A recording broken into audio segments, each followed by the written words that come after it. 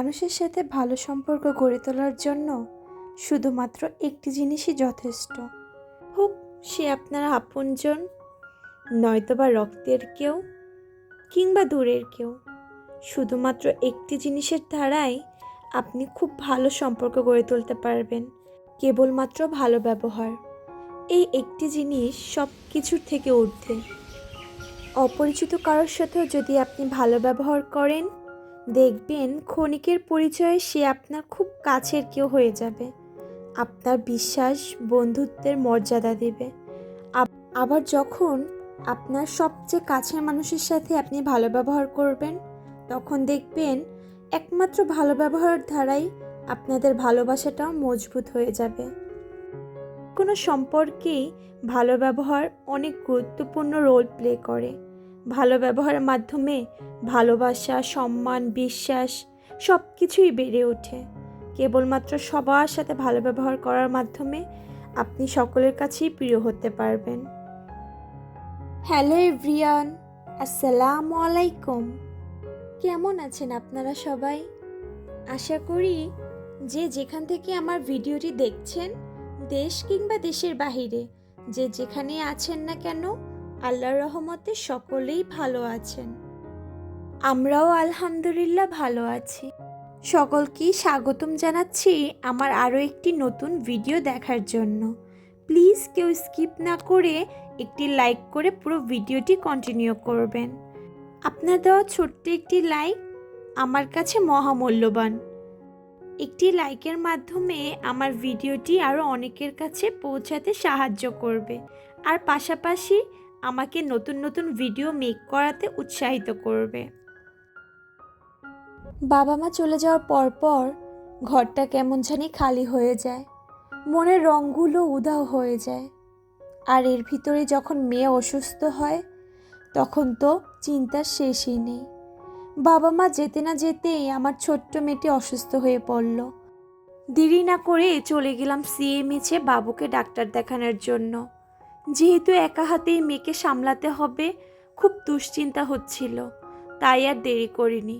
মেয়েকে নিয়ে তাড়াতাড়ি করে ডাক্তারের কাছে চলে যাচ্ছি। সকাল থেকে মেয়ের শরীরটা অনেকটা গরম ছিল। থার্মোমিটার দিয়ে মেপে দেখি মেয়ের গায়ে অনেকটাই জ্বর এসেছে। জ্বরের পাশাপাশি মেয়ের অনেক পেট খারাপ হয়েছিল। পেট খারাপ কি করে হলো তা বুঝতে পারছিলাম না, তবে বেশ অনেকবারই টয়লেট করার পর বাসায় আর বসে থাকেনি। একদিনে যদি এতটাই অসুস্থ হয়ে পড়ে, তখন তো মেয়ে আরও দুর্বল হয়ে যাবে, পানি শূন্যতাও হতে পারে। অনেক ভয় পাচ্ছিলাম। মেয়েকে নিয়ে অনেক দুশ্চিন্তা করতে করতেই সিএমএস এসে হাজির হলাম। অনেকটা ভয় পেয়ে আমি একাই মেয়েকে নিয়ে গিয়েছিলাম। ওর বাবার জন্য আর ওয়েট করিনি, তবে ওকে ফোন দেওয়ার সাথে সাথেই ও দৌড়ে অফিস ফালিয়ে আমাদের কাছে চলে আসলো। মেয়ের জন্য ওরও অনেক চিন্তা হচ্ছে। আসলে এই সময়টা ওয়েট করছিলাম ডক্টরের জন্য। ডক্টর ছিল, তবে সে একটু ব্রেকে গিয়েছে, কখন আসবে জানি না, তবে অনেকক্ষণ ধরে বসে আছি। আর মনের ভিতরে অনেক কথা ঘুরপাক খাচ্ছে।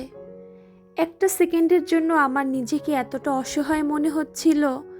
একে তো বাবা মা চলে গেল, সেই মনের কষ্টের কথা তো সব মেয়েরাই জানে। সেই কষ্টটা এখনও কাটিয়ে উঠতে পারিনি। আবার যখন মেয়ে অসুস্থ হয়ে পড়ল, মনে হলো পৃথিবীর সবচেয়ে অসহায় ব্যক্তিটি আমি। একে তো মা চলে গেল, সাথে আমার পিচ্চি মেয়েটি অসুস্থ হয়ে পড়ল। এতটা খারাপ লাগছিল, কাউকে বলে বোঝানোর মতো না। অবশ্য আমাকে ভেঙে পড়লে চলবে না। আমি যে মা, আমাকে শক্ত হতেই হবে। আগে কখনো এতটা কঠিন পরিস্থিতিতে পড়িনি। একেতে মেয়ের জ্বর, সাথে পেট খারাপ, সাথে গুড়াকিমের খানিকটা সমস্যাও দেখা দিচ্ছে, পাশাপাশি বমি। এত কিছু একসাথে যখন মেয়েকে অ্যাটাক করেছে, তখন কোন মার মন ভালো থাকে বলেন? ডক্টর দেখানোর পর বাসায় চলে আসলাম। ডক্টর যে ওষুধগুলো দিয়েছে সেগুলো নিয়ম মাফিক খাওয়াতে বলেছে। তবে একটা চিন্তার থেকে মুক্ত হয়েছি। আমি প্রথমে ভেবেছিলাম যেহেতু একদিনে 9 বার টয়লেট করেছে, হয়তোবা মেয়েকে সিএমএইচে ভর্তি করে নিবে। তবে আলহামদুলিল্লাহ মেয়েকে ভর্তি করেনি, তবে আমাকে বুঝিয়ে দিয়েছে কিভাবে মেয়ের যত্ন করতে হবে, কি খাওয়াতে হবে, পাশাপাশি ওকে কিভাবে রাখতে হবে।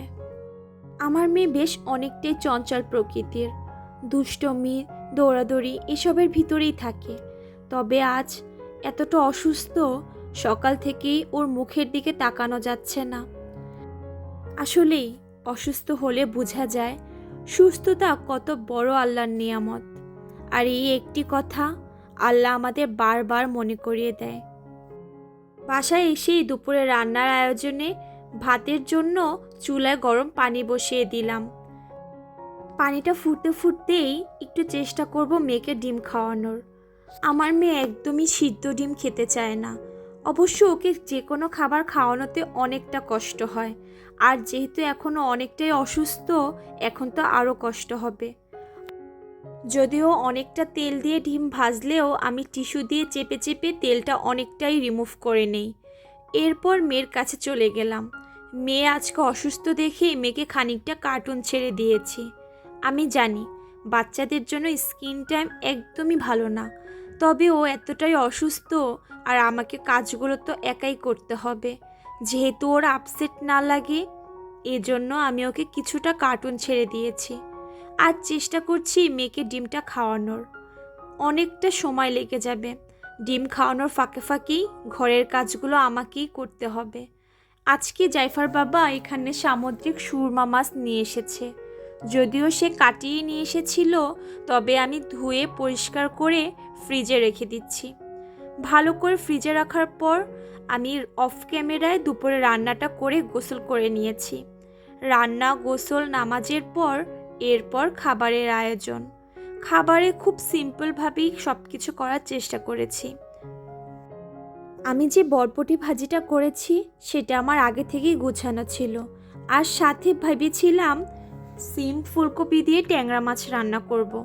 যেহেতু আজকে সুরমা মাছ নিয়ে এসেছে, তাই ওর বাবা আবদার করলো ওকে যাতে ভুনা করে দেই। যেহেতু মেয়েকে সে রেখেছে আর এই সময়টা আমার কাছে এক্সট্রা ছিল, তাই সুরমা মাছও ভুনা করে নিয়েছি। আজকে বিশেষ একটি প্রয়োজনে জাইফার বাবা একটু নাটোর শহরে যাবে। যেহেতু মেয়েকে ঘুম পাড়িয়ে দিয়েছি, মেয়ে ঘুমানোর ফাঁকে ফাঁকে আমি চেষ্টা করছিলাম দুপুরের খাবারটা শেষ করে। মেয়ে আজকে না খেয়েই ঘুমিয়ে পড়েছে। মেয়ের অসুস্থতায় আমার মনটি একদমই ভালো নেই, আবার মেয়েকে কিছু খাওয়াতেও পারলাম না, এজন্য আরও বেশি খারাপ লাগছিল। তাই ভাবলাম আমরা আগে খাবারটা সেরে নেই, মেয়ে উঠতে উঠতে ওর জন্য খাবার রেডি করে ওকে খাইয়ে নিব। কিন্তু আমাদের খাবারের মাঝখানেই মেয়ে উঠে পড়ল, তাই মেয়েকে পাশে নিয়ে খেতে বসলাম। বরাবরের মতো সবসময়ই জাইফার বাবা ওকে কোলে নিয়ে তারপর ওনার খাবারটা খায়। মেয়ে একদমই খেতে চায় না, তবে যখন আমরা খেতে বসি তখন চেষ্টা করি ওর মুখে 2-1 লোকমা তুলে দেওয়ার। যখন আমরা খাচ্ছি এগুলো দেখে যাতে ও একটু খাবারটা প্র্যাকটিস করে, এজন্যই আমরা চেষ্টা করি ওকে খাওয়ানোর। নর্মালি তো অনেকবারই খাবার খাওয়ানোর পরপর মুখ থেকে খাবারটা ফেলে দেয়, তবে আমরা বারবার চেষ্টা করি। এরপর আমি এখানে সুরমা মাছটা নিয়ে নিচ্ছিলাম। মাছের কালারটা আমার একদম পছন্দ হয়েছে। খুব যত্ন করে মাছটি রান্না করতে পারিনি, তাড়াহুড়া করে মাছটি রান্না করেছি। তবে আল্লাহর রহমতে যখন মেয়ে সুস্থ হয়ে যাবে, তখন জাইফার বাবাকে তার পছন্দ মতো করে যত্ন করে রান্না করে খাওয়াবো। খেতে খেতে মিষ্টি আপু ভাইদের কাছে আমার সেই পুরনো আবদারটা করে নিচ্ছি। আমি জানি না এখন অবধি কেউ আমার সাথে আছেন কি না, তবে যদি থেকে থাকেন তবে তাদেরকে বলছি। যারা এখন অবধি আমার সাথে আছেন তাদেরকে উদ্দেশ্য করে বলছি, আপনাদের অসংখ্য ধন্যবাদ এখন অবধি আমার সাথে থাকার জন্য। আর যদি আমার এই ভিডিওর কোনো অংশ আপনাদের কারোর কাছে সামান্য ভালো লেগে থাকে, তাহলে চ্যানেলটি সাবস্ক্রাইব করে এই ছোট্ট বোনটার পাশে থাকতে পারেন, আর এই ছোট্ট পরিবারের সদস্যও হয়ে যেতে পারেন। চ্যানেলটি সাবস্ক্রাইব করে পাশে থাকা বেল আইকনটি বাজিয়ে দিতে পারেন। এতে করে আমি কোনো ভিডিও ছাড়া মাত্রই আপনাদের কাছে নোটিফিকেশন চলে যাবে, আর আপনারা আপনাদের ব্যস্ততার সময় কাটিয়ে অবসর সময় চাইলে আমার ভিডিওটি দেখে নিতে পারবেন। যারা কাজটি অলরেডি করেছেন তাদেরকে অসংখ্য ধন্যবাদ।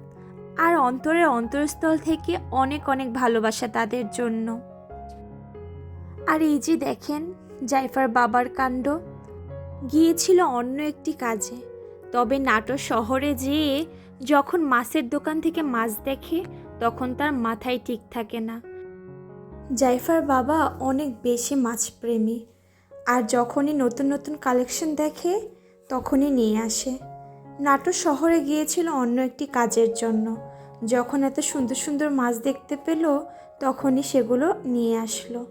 প্রতিটি মাছই অনেক সুন্দর ছিল, বিশেষ করে এই মাছটি আমাদের সকলের কাছে এতটা বেশি ভালো লেগেছে, একদম গুলোমুলো আর ফুললি কালার কম্বিনেশনের কারণে বেশি সুন্দর লাগছিল। আর এই অ্যাঞ্জেল মাছটি অনেকটা শান্ত, দেখতেও অনেকটা আকর্ষণীয় ছিল। কিছু কিছু মাছ আমাদের অনেক বেশি পছন্দ হয়েছে।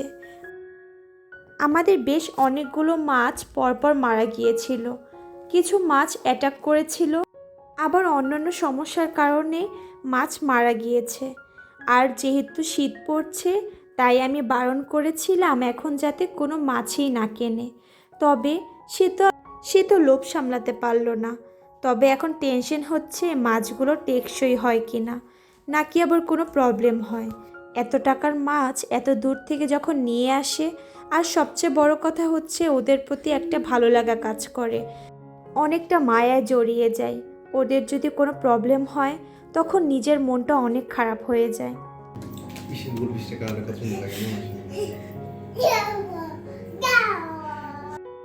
তাই খানিকটা টেনশন হচ্ছিল মাছগুলোর জন্য। আপনারা সকলেই দোয়া করবেন মাছগুলোর যাতে কোনো প্রবলেম না হয়। নতুন এনভায়রনমেন্ট, নতুন পানি, আবার শীত, সব কিছু মিলিয়ে মাছগুলো যাতে অ্যাডজাস্ট করতে পারে। আর সাথে মাছগুলোর জন্য অনেকগুলো খাবার ওষুধ নিয়ে এসেছে।